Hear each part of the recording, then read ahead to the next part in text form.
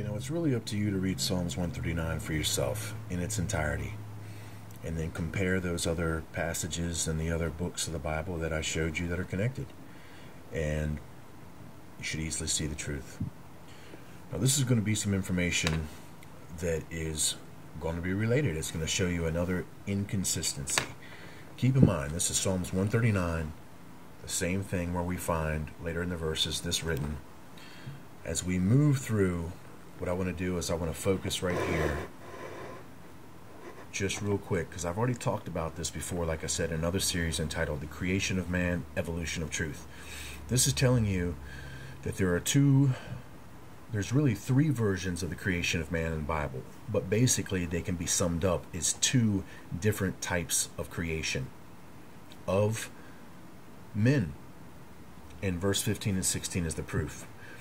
It's the proof in just one simple way that you could see without believing anything else. I say that it's inconsistent in the record in Genesis of how man was created.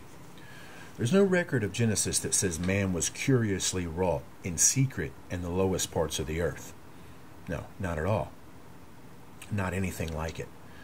So, in this instance, we have to begin to understand that if this is the God that is influencing this hatred, and then we got this inconsistency in the creation, and that further I show that this creation account is coming from the Sumerian record. That's exactly right. And I've already compared it with the Sumerian record itself. Like I said, if you view the series, you'll see it.